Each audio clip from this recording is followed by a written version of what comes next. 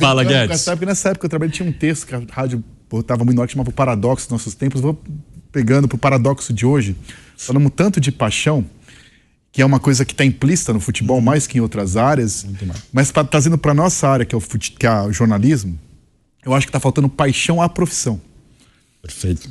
Porque e um pouco de cheiro de arquibancada de periferia.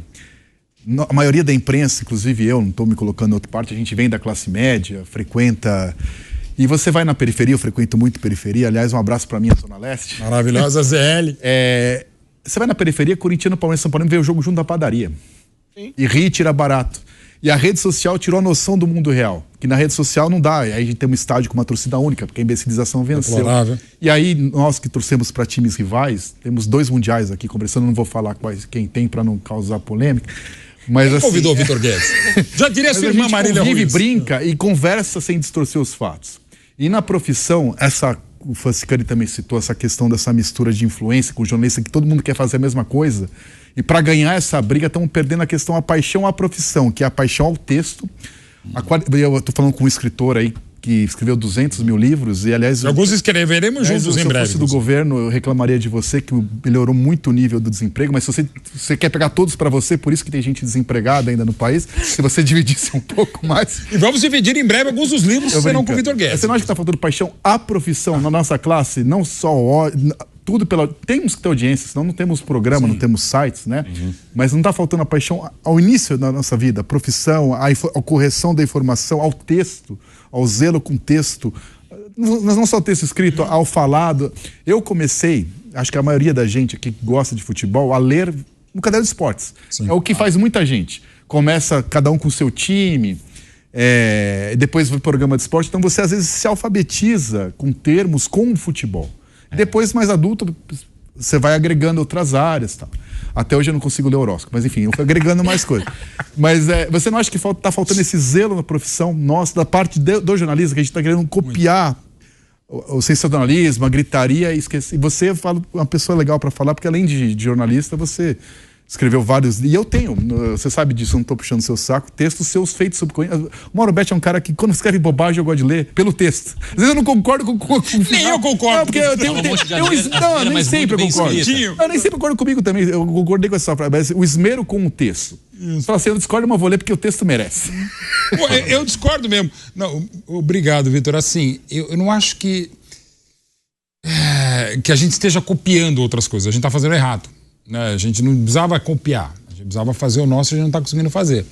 E me irrita muito e ao mesmo tempo eu fico muito feliz quando eu sou convidado para também fazer palestras tal, e sobre paixão, porque eu sou realmente um apaixonado pelo que faço e adoro. Então, por exemplo, exatamente hoje, dia 30 de dezembro, ontem, domingo, foi meu 17º dia de folga no ano inteiro.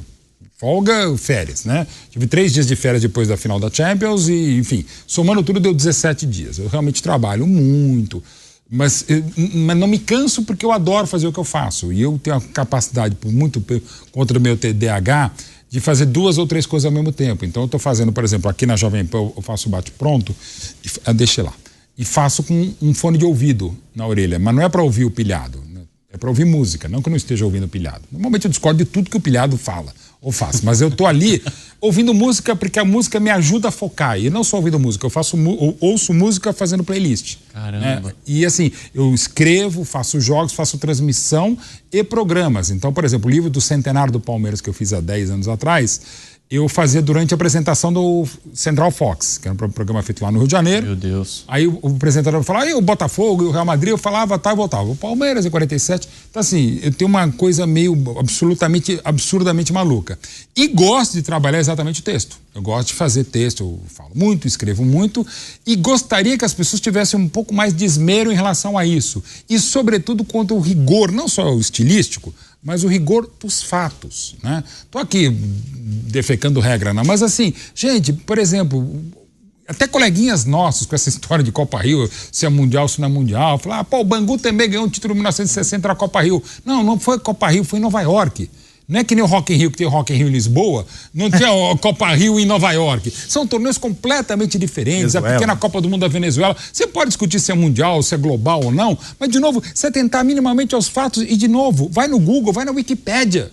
Menos na minha, que na minha Wikipédia tá tudo errado. Mas enfim, eu preciso consertar.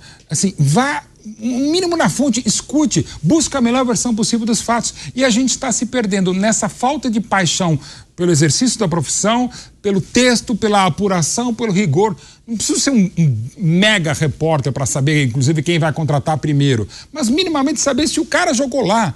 Quantas barbaridades são ditas? Por exemplo, não, o cara jogou muito, o cara não tinha nascido, o cara nunca jogou nesse clube, o cara não estava no auge. Gente, e se você não sabe, procure saber. Pedido para o argentino jogar na seleção agora, recente. Então, de um cara que eu respeito demais, um baita craque, e ficou se debatendo sobre um cara de seleção brasileira, sendo que é argentino. Então, assim, então não sei.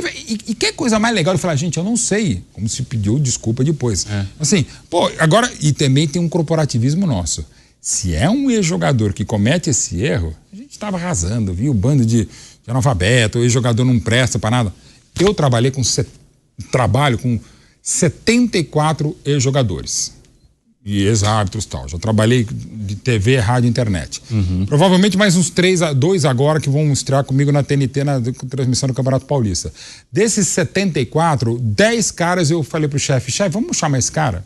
Estou até negociando um para tentar ver se pode, que é uma das minhas próximas biografias.